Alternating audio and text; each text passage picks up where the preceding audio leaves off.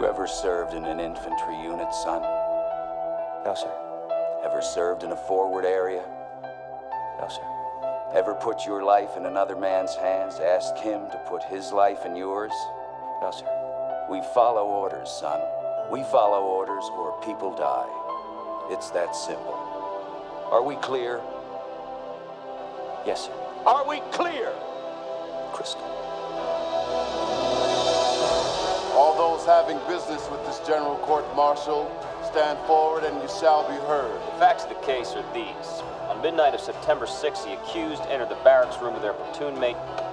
They woke him up, tied his arms and legs with tape, forced a rag into his throat. A few minutes later, a chemical reaction caused his lungs to begin bleeding. He drowned in his own blood and was pronounced dead at 37 minutes past midnight. Do you think Santiago was murdered? Private Santiago is dead, and that is a tragedy. But he is dead because he had no code. He is dead because he had no honor.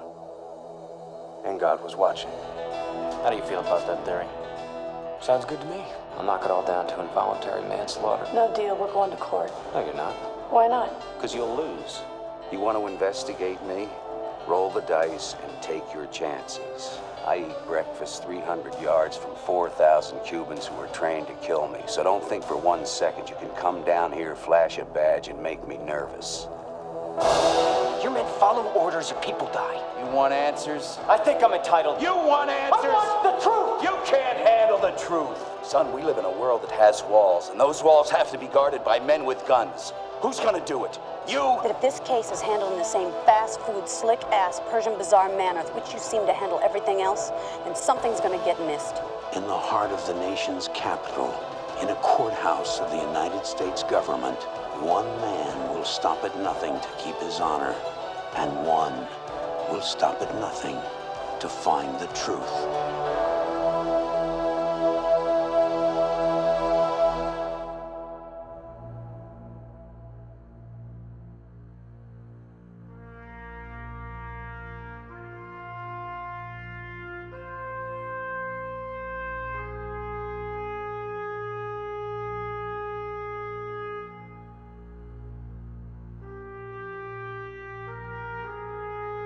Hello and welcome to Unclear and Present Danger, the podcast about the political and military thrillers of the 1990s and what they say about the politics of that decade. I'm Jamelle Bowie. I'm a columnist for the New York Times opinion section. I'm John Gans. I'm going to see if I can get this right because it's been a little while. I write a column for The Nation. I write the Substack newsletter on Popular Front, and I'm the author of When the Clock Broke: Conmen, Conspiracists, and How America Cracked Up in the Early 1990s. I did it. Congratulations. Thank you. We're recording this on December 18th, and so by the time you hear this, Christmas will not have happened yet, or holiday celebrations will not have happened yet. So if you need a present for the politics-loving book reader in your life, Oh, yeah. John's book is great. Yeah, please buy it. It's a great gift for a history buff, for a politics junkie, for a young person who's interested in learning more about the country. Yes, very much so. I think a sharp teenager would enjoy this book. Me too. All right. So our original plan for this week's episode was to record on Murder at 1600, fairly mediocre, but I think kind of entertaining murder mystery thriller starring Wesley Snipes.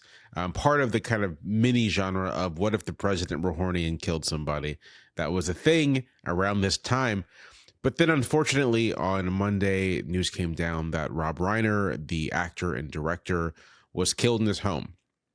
And so we figured that we would do a Reiner film this week, kind of in memoriam.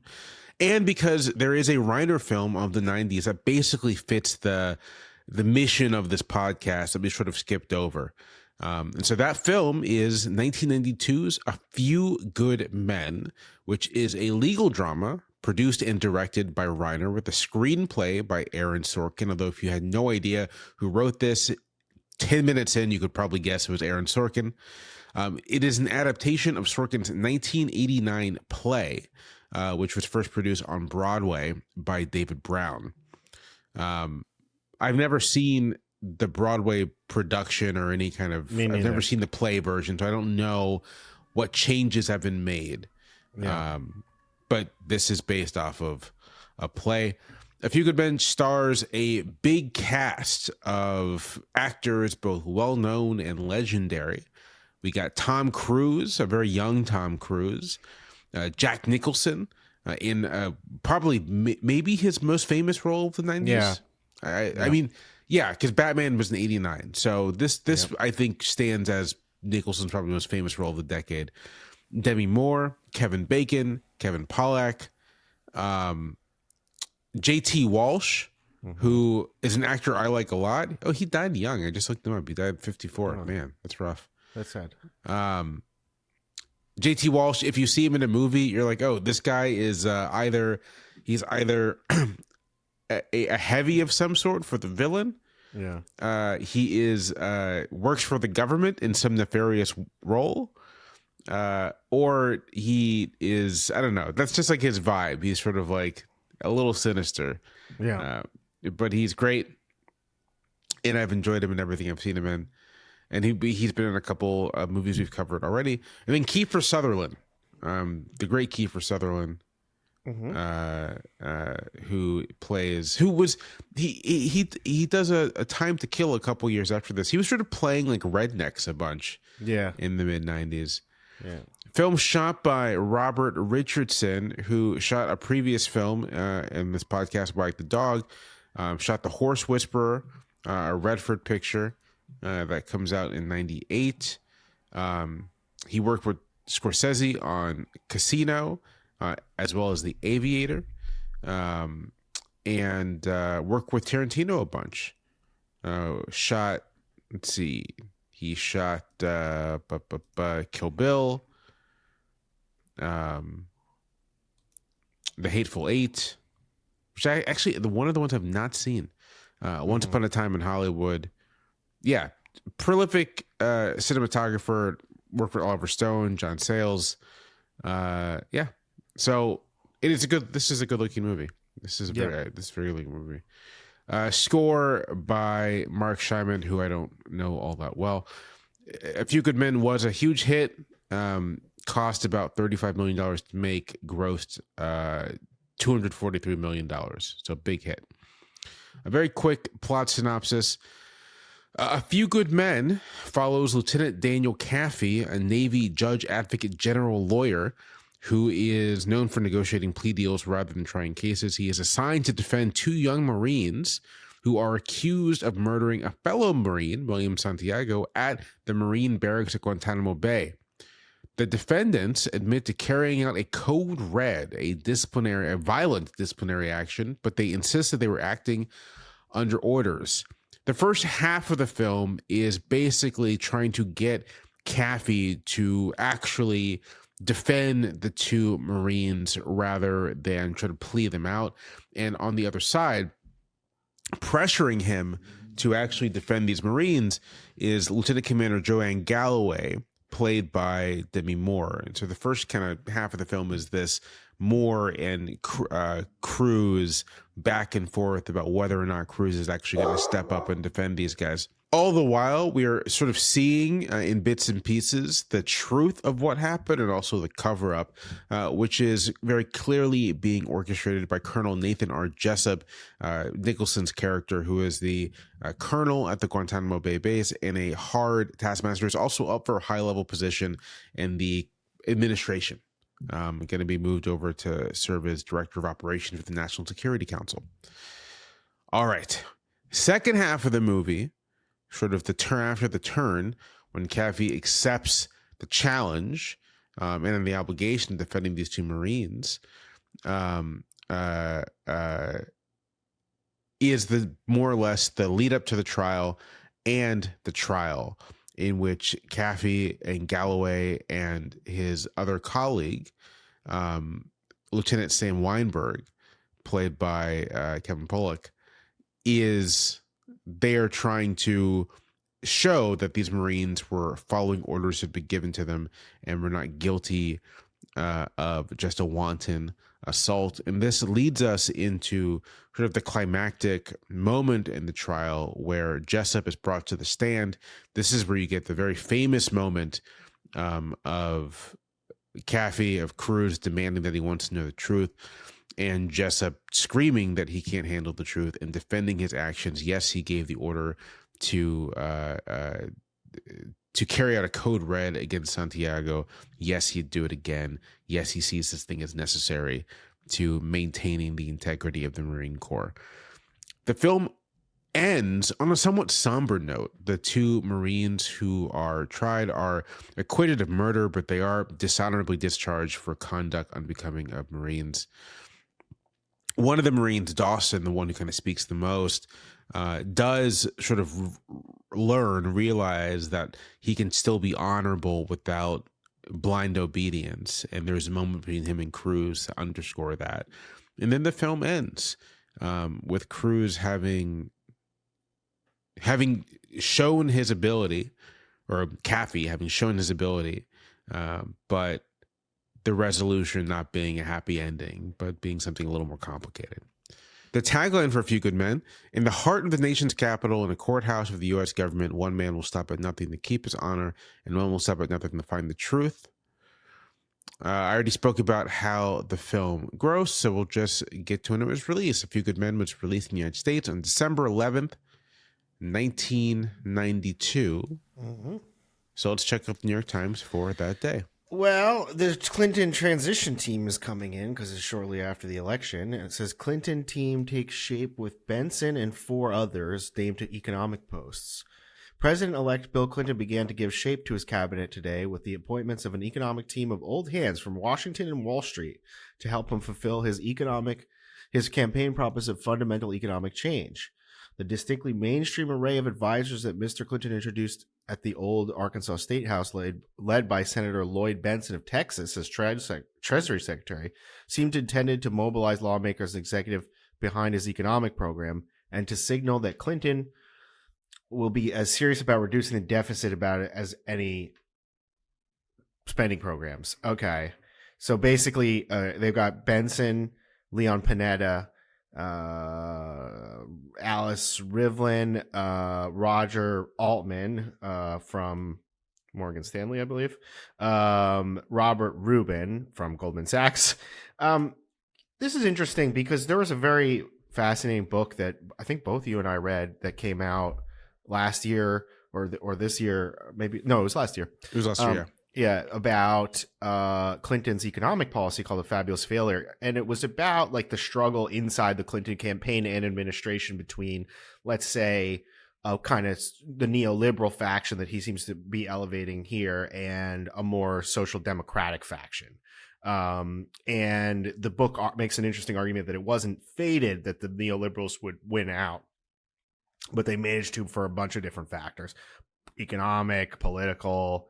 But yeah, it's just an interesting argument. I think it complicates the picture of Clinton as being like, oh, it was just a straight up, like the plan from the get go was going to be like, okay, we're going to continue deregulation, continue neoliberal reforms. So it's a useful, I'll say it's a useful book that brings contingency back into the narrative. Yeah, for sure. There's a lot of contingencies that happen. One of which is just, my favorite one is just Japan's economy, the bubble bursting, and then Japan is not as big trade threat anymore, or nor is their model of kind of protectionism and industrial policy viewed as so wonderful because of the so that kind of changes things.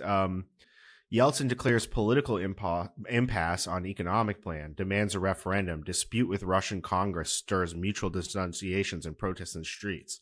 So this situation, a few months later, would become literally explosive as Yeltsin shelled the Duma, which was being held, was besieged and was being kind of held by a rogue group of lawmakers. There was a kind of attempted coup and counter coup in Russia over the economic plan.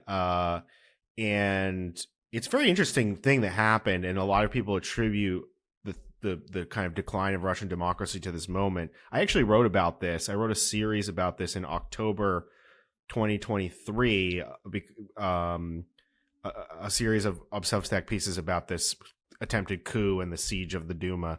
It's a really interesting history that I think is a lot of Americans don't know very well. He wins the referendum, by the way. But the way it's set up is extremely convoluted, and it leads both sides to claim legitimacy and victory, setting up the stage for the showdown. Let's see what else. I thought this was interesting. This is below the fold. Across the U.S., immigrants find the land of resentment. On her way home from school recently, a Chinese immigrant girl was attacked by other teenagers who spray painted her face black. She and her guidance counselors at the Sword Park High School in Lower Manhattan were horrified, but they were not shocked. Attacks on newly arrived immigrants are a routine occurrence at their school. Similarly, a Salvadoran dishwasher assaulted and robbed recently on his way into a money transfer agency in Hempstead, Long Island, was frightened but not surprised by the message of his assailants who are black. You steal our jobs, we steal your money. Tensions had been building between the entrenched black community and the Central American newcomers to the town. And on Staten Island, when a group of junior high school students repeatedly vandalized the house of Indian immigrants, smashing the windows and splattering blue paint on the facade, the final message chalked on the driveway was sadly predictable to the family: Indians go home. I mean, you know, you see the backlash against immigration crystallize in the 1990s, begin to crystallize in the 1990s. I mean, Reagan was a conservative, but was fairly liberal on the issue of immigration. And you know, he was a big believer that the U.S. was a nation of immigrants that would welcome people, and he also passed an amnesty. This was not popular on the right wing of the Republican Party, and you know, I think that the sense that the country did not have room for a lot of people was also a big part of it, because at the beginning of the decade there were a lot of economic tensions. So you see the beginnings of an immigration backlash, which obviously kind of comes to its horrible fruition in recent years. Let's see what else we got here. I think those are the ones that I found really interesting. There's something about Somali gunmen that obviously was going to also explode with Black Hawk Down and the U.S. intervention in Somalia. But yeah, I wanted to note that in that story about immigrants, if you read the whole thing, this paragraph, two politicians, Patrick Buchanan and David Duke, oh my God, made nativism a key element of their campaigns, with a particular concern that new immigrants would dilute, as Mr. Buchanan said, the country's European character. Yeah. Well, that's my book right there. That's the book. Yeah. Yeah. I got nothing to observe. This piece about immigrants is quite interesting. Yeah. Nativism, of course, a longstanding part of the American experience, going all the way back to the Know Nothing Party. Yeah. But its technical name was the American Party. Right. But there's a long and pretty shameful history of just virulent anti-immigrant sentiment in this country. We live in an interesting time where there actually doesn't appear to be that, like, the level of popular anti-immigrant sentiment isn't especially high. It's so weird what keeps happening, though. It's very thermostatic. It's like when Trump comes into office, immediately public support for immigration rises.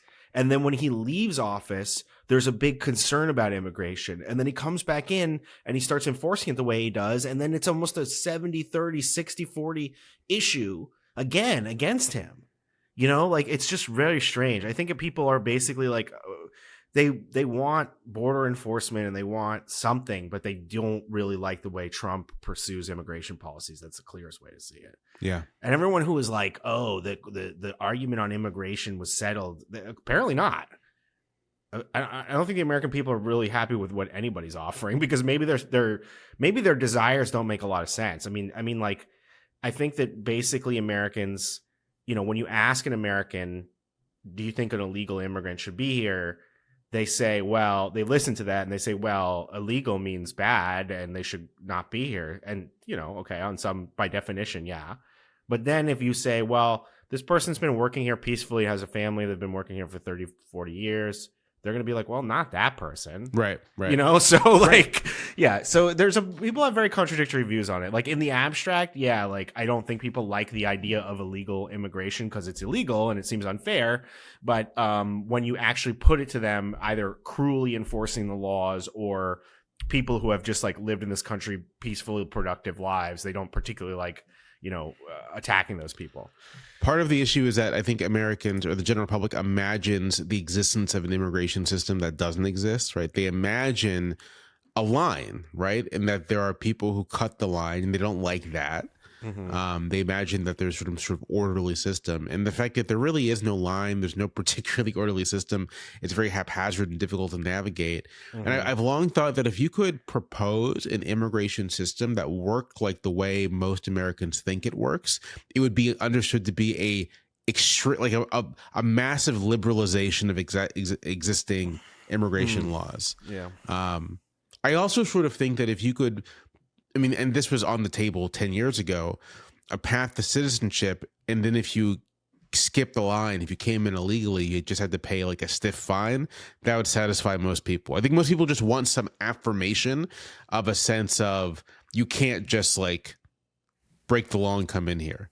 Yeah. And if you can affirm that for people, then as you say, they're like, yeah, well, if you're going to come here and be productive, I got no problem with you. Right. Yeah, and I think like pretty much everybody also like knows immigrants and likes immigrants, except again, I think like there's a lot of, we've talked about this, so a lot of people with prejudices, but like I think that the really truly bigoted is a fairly small population. So you can probably have somebody who is anti-immigration and might be hardline about it, but then will have a cutout for some friends that he thinks are fine people. Yeah. So anyway, that's the paper. All right.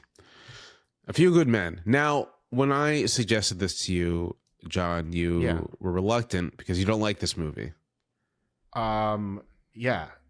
You want to know the truth? I want to know I want to know the truth. You can't handle the truth. No, I don't. I struggle with it. So it's a funny story. When I was young, I really wanted to watch A Few Good Men because it had to do with the military. And I didn't know it was like a courtroom drama. I just saw army uniforms and I was like, I want to watch that movie. My parents were like, that's not for you. And then I only watched it, I think, in adulthood, finally got around to it. And I found the movie really puzzling. Like, I got to tell you, like, and okay, we're saying this in the aftermath of the death of beloved filmmaker, comedian, and actor Rob Reiner, whose work in many cases I do admire. I just want to put that out there.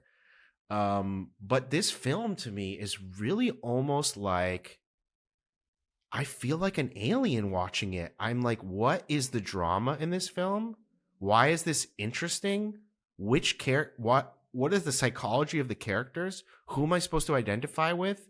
Is there a tragic or tension between value systems in this movie? Here's what I just don't get it. I'm like, okay, look, these guys committed a murder. They followed an illegal order. They killed a defenseless person in a very heinous way. And the movie would have us sympathize with them on some level. And I don't understand that at all. And it's articulated by one of the characters at one moment. Okay, so they followed orders. Oh, and yes, maybe they don't have full agency in a military situation. And then, you have this ethos, even promoted by Demi Moore's character, that's like, well, I'm sympathized with them because they serve the country. They stand on the wall, and then, a more extreme version of that ethos is Jack Nicholson's famous monologue, which is a great piece of acting and the best piece of writing in the movie. It's good. But I just struggle to find anything like, I'm like, what is the point? And I just don't get the movie. I really need it explained to me. Like, what's the dramatic center of the movie? What is the conflict? What is the psychological conflict? What is the conflict of values? Why are we supposed to sympathize with these characters? It's just really, and this is the second time I've watched it. And I thought, the movie began and I was like, oh, you know what? I'm actually kind of enjoying this more. And then it got into the movie and I was like, I'm having the same problem. I don't get it. Yeah. I have like a weird almost, and it's beloved. And people think this is a great film and a great example of Hollywood filmmaking. But I watch it and it's like, I feel like I'm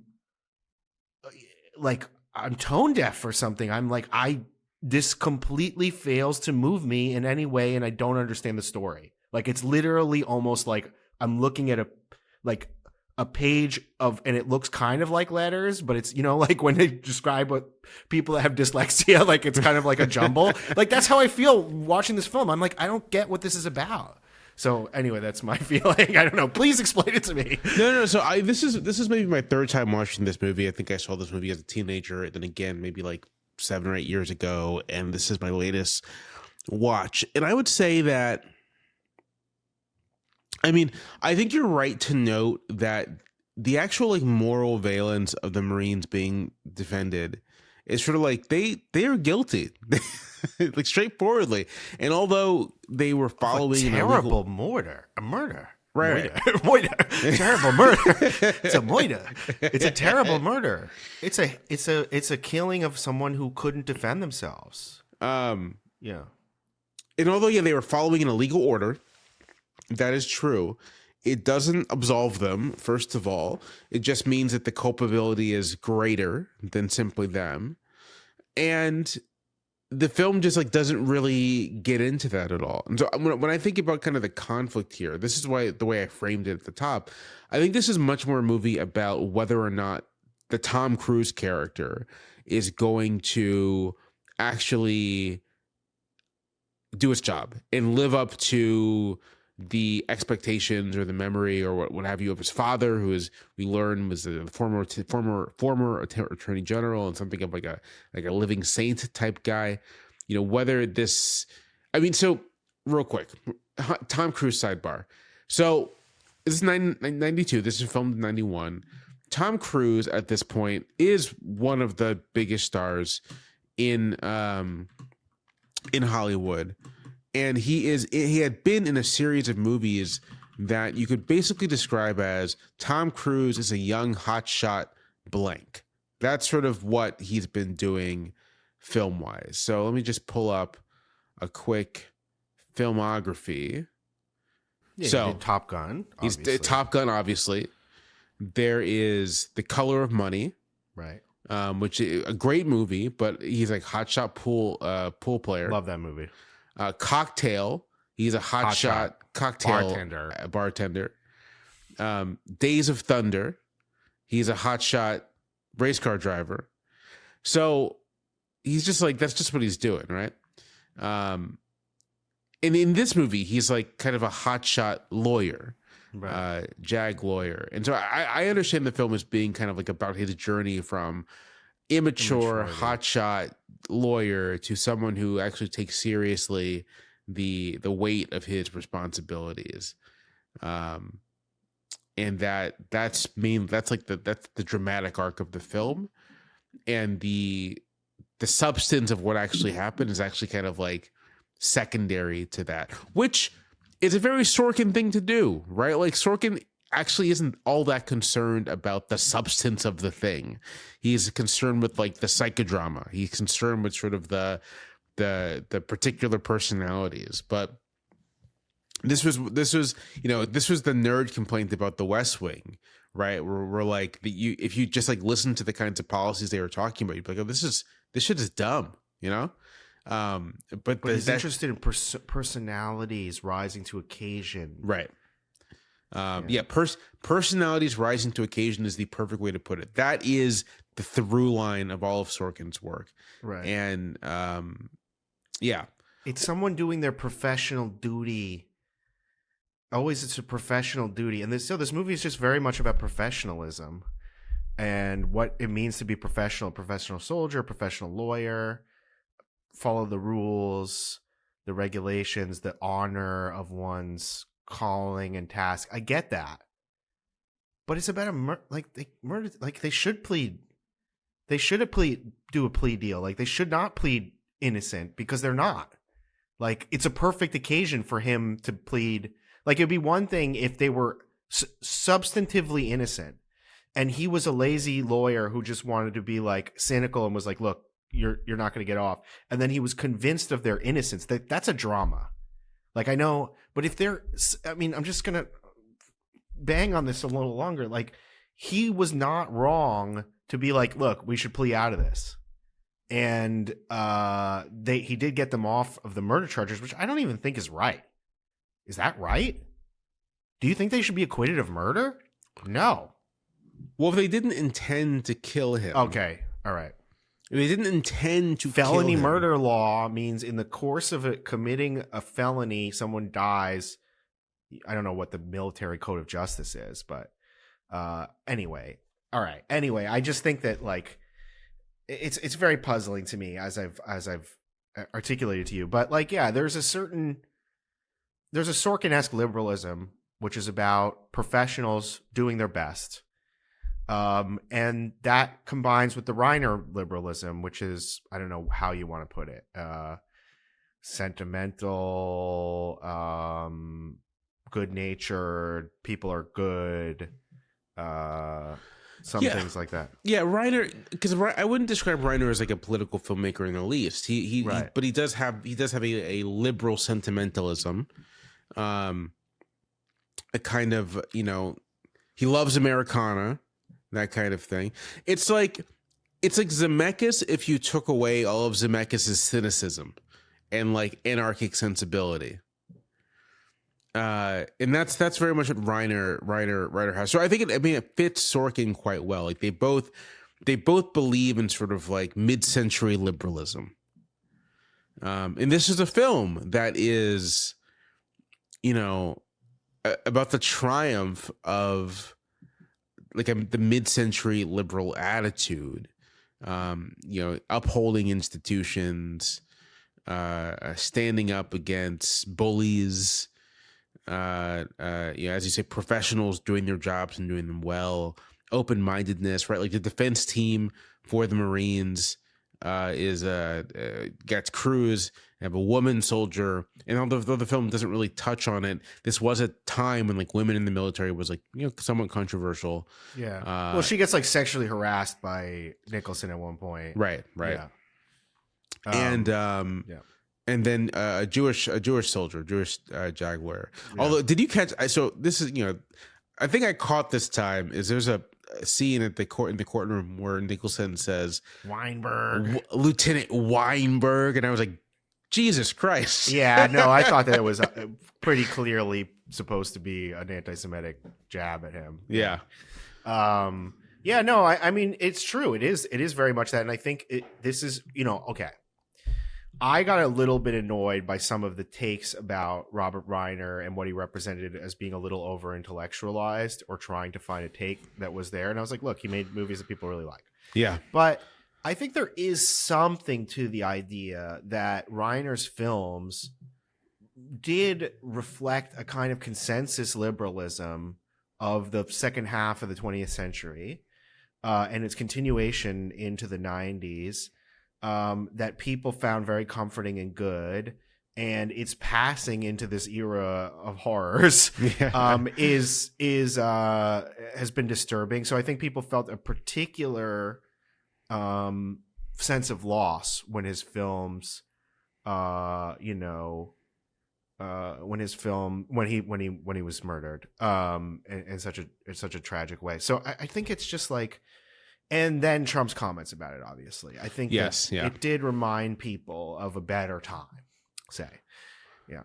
I mean, the other thing is that there's just Reiner is the kind of director that we don't have as much anymore, which is he's not an auteur, right? There's no Reiner style per se, but there is a Reiner approach, which is very much focused on the actors, very much focused on sort of crafting the form of the movie around the story and the characters. I did a roundtable on Reiner at the Times, and I compared him to Sidney Lumet for this reason. A very similar kind of approach, where Lumet, who was a prolific and accomplished director, I mean, I think we've gone through this before, but like you start going down the list of Lumet films, and you're basically looking at sort of the major classics of the 60s and 70s, even into the 80s. But there's not like a singular style that you can identify with Lumet. Instead, each film has the style it needs for the story being told. And I think that's very much Reiner's approach as well. Yeah. And you can see that in the diversity of the films he directed. This is Spinal Tap. Yeah. The Princess Bride, Stand By Me, The American President, A Few Good Men. These are all very different kinds of movies. Yeah, I mean, to your point, about that. There's a certain sense in which I think, again, contributing to the nostalgia people have for Reiner's films is like, especially because they're kind of he made comedies obviously, but he made dramas like this one as well. It's like there's a certain point in which his films kind of stood for not Hollywood at its best, but kind of a basic goodness and quality and competence in Hollywood. You know what I mean? Like these are like what people fondly remember as being able to go to the cinema and watch a quality movie. Right. And that was memorable, and maybe you'd want to rent it, and, you know, has memories associated with it. I feel like so many movies that comes out like have zero memories associated with them. Like, but you know, so I think that's, if Harvey Weinstein is sort of the evil face of Hollywood, Reiner was the jovial, kind, you know, good-natured face of Hollywood and what it could provide for people.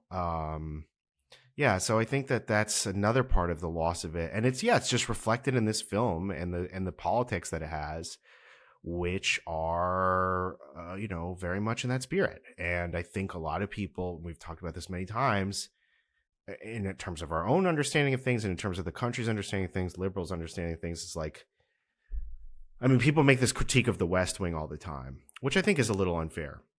But, you know, like Aaron Sorkin created a mythological notion of what happens in the country and in government that was not harsh or realistic enough about the realities, and made people kind of have these, you know, dreamy fantasies about virtuous leadership, which we saw expressed in, you know, maybe stuff like people putting too much faith in Robert Mueller or stuff like that, or, you know, like so I think that these movies did kind of condition people's expectations for how the U.S. political system would work. I mean, it's a courtroom procedural, and it's like, oh, well, professional people doing their jobs will get it done. And that notion of competence being enough, or goodwill, a combination of goodwill and competence being enough, is an ethos that's obviously going to be appealing to someone who's a professional filmmaker. And it's just like, yeah, if I, you know, go through the motions essentially, and I do the job properly, like, we'll come out on the other side with something that's a quality. But the world is not so easily tamed as all that. The other thing is, in terms of Sorkin, he really also, there's something super didactic about his writing, which bugs me sometimes. Like, it's so explainy, and this starts to bug me. And I really think that this movie would be better served by more mystery and gradual revelations. Perhaps if there were more attractive parts of Jack Nicholson's character, right? And it was gradually revealed that he had unattractive, or he had kind of hidden views, right? It's the opposite of in Crimson Tide, where like Gene Hackman's character has very backwards views, but he's kind of it's revealed at the end that he's an honorable man who, you know, is principled in certain ways. If he had the appearance, if this movie was a little just more about played around with appearances and realities, I mean, it kind of tries to do that because it shows Cruise as being immature, but ultimately very good, or but that's just like, I find that drama of being like, he's afraid to be his true self. I don't know. And also, like, what is Demi Moore's character even doing in the movie? Well, she's very much trying. She's like the voice of morality in the film. Yeah. And Weinberg too, I guess, in his own way. Right. The both of them. You know, the didacticism of Sorkin, which I think is part of, like, I mean, I feel like Sorkin is a very, like, love him or hate him kind of guy. Part of why he can be a pleasure to watch is that didacticism, and the fact that he just wants to have characters do rat-a-tat-tat speeches back and forth, and that can be in the right hands, the right actors, the right direction. That can be like really pleasurable to watch. And in the wrong hands, let's say a little show called The Newsroom, it's fucking insufferable, and I can't stand it. Yeah, it was so lame, dude. I want to, you know, we need to start wrapping up sort of soon. So I want to talk just real quickly about Nicholson's speech at the end. Yeah, please. Because on this watch, it just struck me as the kind of thing that Pete Hegseth might see and be like, yeah, that's right. That's right. And I think there's something so interesting about how this movie, Nicholson's a very charismatic performer. Even when he's angry and scary, he's charismatic. And there are many people who watch this scene and take it at face value. They don't see it as a villain speaking something terrible. They see it as sort of an expression of a truth about the world. Like a Joker-fied. Literally the Joker. Literally the Joker, right? Yeah. But I think the film wants you to take away that this is bullshit. Right. Right. That this notion that defending one's way of life demands and requires cruelty is just wrong. And that the people who do cruelty, and you get touches of this from Nicholson, are doing it for its own sake, and that all of this is just a rationalization. He's sadistic, right? Yeah, and I think Hegseth and the people like him imagine themselves as this sort of Nicholson character, but we can kind of see that they're really quite pathetic, right? That their cruel impulses, that the desire to cause harm itself stems from some sort of like deep inadequacy, and that like their pretenses to masculinity and manhood and honor are just that, pretenses. And likewise with this, I mean, the thing about this scene is that once it's clear that he's just dug his own grave and he's being arrested, he lashes out like a child. That all of the self-righteousness, all of the, pretense goes away, and you just have like an angry, cruel man. Yeah. No, I think that's right. And like, yeah, he's not supposed to be a hero in the movie by any stretch of the imagination, although people find something admirably truth-speaking about his outburst. But I do think the movie does play around a little bit with giving his worldview some kind of credence, with Demi Moore's character having a similar kind of speech about standing on the wall and like this idea that these people are protecting our freedoms. But then the movie ends with this very liberal conceit of, well, you have to protect the freedoms of the weakest, like the person who was killed in the film, the private who was killed. So yeah, I mean, I understand why people look at, it's like this movie is the most anti-Hegseth movie in the world, and it's so funny. Again, like this is what's so disorienting about the time, is like this movie seems so commonsensical in its wisdom about the ethics of the military and what made a good man and a good soldier and proper behavior, that now this kind of explicit rejection of the ethos and replace it with this kind of thuggishness is so disorienting. If you're a little older, you're like, dude, this is not the way it's supposed to be. It was supposed to be like A Few Good Men. So Hegseth is very much opposed to this. It would call it woke. This movie is definitely pre-woke in a lot of ways. But it's like that's what I always thought was like, oh well, this is going to just be used to attack the barest liberal proceduralism eventually, and that's going to be called woke. And it's funny that like if you described, maybe if you didn't show somebody A Few Good Men and they didn't have the associations with it, but if you just described the plot and the themes of A Few Good Men to somebody like Hegseth, they would be like, that's a woke movie. Yeah. Which is absurd. Well, I mean, I think that just gets to the extent to which the anti-woke types, they imagine this stuff to be some sort of imposition from without, but it's sort of a lot of this stuff, a lot of the commitment to equality, to inclusion, it kind of like it bubbles naturally from at least many American cultural traditions. It kind of just it's a thing people genuinely believe, right? And that's reflected in the media that's produced, right? They were like, it's not. the consensus wasn't Hollywood enforcing on people. Hollywood was reflecting a national consensus, or trying to, a very, they were creating ideological pictures, not from without enforcing ideology, but it was the national ideology that they were reflecting. Right. And especially this movie, and arguably all of Sorkin's stuff.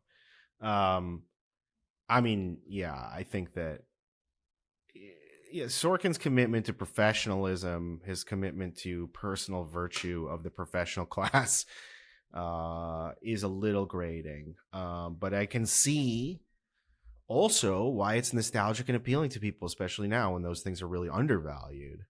And personal virtue is not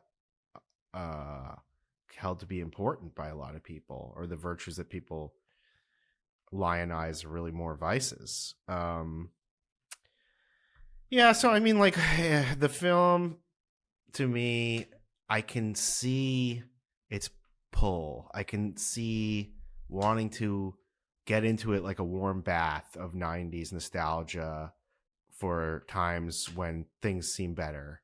But I do also think that maybe this moral gap that I feel in the movie, I don't want to overread it, but may just kind of point to something that was, I can't develop this in fullness, but that was kind of empty about the whole thing in the first place. We keep talking about this. There's maybe this stuff looked really good and had a superficial plausibility to it, but then it had certain gaps and contradictions and weaknesses that made its eventual replacement kind of like, oh, well, this thing that barely stands on its own, according to its own terms and principles. So yeah, I don't know. The idea that it's about, I don't care about Tom Cruise becoming a better lawyer. You know what I mean? Like, that's not, it would have to make me invest in the character, that just knowing that his father was a great lawyer and he's having trouble matching up to that. Look, I want to be sensitive about this, but it is interesting. Rob Reiner had a very famous, successful father, Carl Reiner, and, he has obviously had a very troubled relationship with his son. So I think the relationship between fathers and sons, and taking over, standing in the shoes of a successful and important father, was obviously something that he had in the back of his mind. Yeah. And like this evil Jessup is like an evil father figure to his Marines. Right. He's a kind of obscene, what Freud might have called obscene father, like a primal father. Which, as we have seen over the last decade, is something that quite a few people are attracted to. They like it a lot. They like it. Yeah. So, and I think that Trump, although I don't think he's as articulate or as tough as the Jessup character, obviously would be like that guy. I like that guy, what he said. He said the truth, You can't handle the truth. But I don't know, Jamelle. I got to tell you, I think that the movie weirdly allows for Nicholson's character to have his say, and doesn't present him in pathetic enough of a way, Like, it does kind of show him as a tough guy. Yeah. He's not a loser. He is really that guy. It's just wrong. Yeah. Like, he committed a crime, but he lived, he didn't betray any of his values. It wasn't totally pretenses, because it wasn't like he was being self-interested entirely, and then he was claiming these tough guy values, and it turned out to be full of shit just as a show. Like, he is kind of a real tough guy, and he was prepared to face the consequences, and he did admit what he was doing. He didn't lie. So I think that, weirdly enough, I could see, although he is a villain in a certain way, maybe there's something that I could understand someone finding something admirable about it. Because he's not totally full of shit. He was in combat. I think that maybe you got to reflect on what the kinds of people institutions committed to violence create. But, I don't know. I think that his character is obviously crude and rough, and is committed to does something bad in the terms of the movies, but he's not dishonest in a weird way. He's not, he tries to get away with it, I suppose. But he thinks that he's following the proper, that's what I'm saying. I'm not so sure I agree that he's totally sadistic, although it does seem to be kind of like that. He does have a resentment. He wants this respect, right? He wants to be respected by Tom Cruise's character. He wants to put down Demi Moore's character, put her in her place. So yeah, there is a degree to where there's this kind of entitlement, resentment thing going on with him. So I suppose it's not just a matter of him following his values. There is a sense of like his self being needing to assert itself in that way in order to feel good about himself. Okay, so I'm more convinced by your interpretation now. Talking it through, but I could see how somebody would be like, this guy's just living by his values. Right. Yeah. All right, I think it's a good place to wrap up. That is A Few Good Men. I think this is a perfectly enjoyable Hollywood picture, so I would recommend it. My sense, John, is that you wouldn't recommend it, but that's sort of, you just would. Yeah. Yeah, I mean, like, look, I mean, I'm not my recommendation. People have this is a beloved movie, and people are going to watch it and like it. I think I'm in the minority who doesn't particularly care for it, and that's just one man's opinion. Listen, every so often I make people mad by saying I think Rogue One, the Star Wars movie, is bad. I've never actually watched it. It's not good. So you like Andor, which is based on the same ideas, right? Andor is like, what if you did that except it was good? It was good. Okay. Yeah. Okay, real quick. Thank you for listening as always. This is probably our last main feed episode of the year, so thank you for listening. Patreon listeners, you'll get two more things, I think, or maybe even three more things this year before we're out. So stay tuned for that.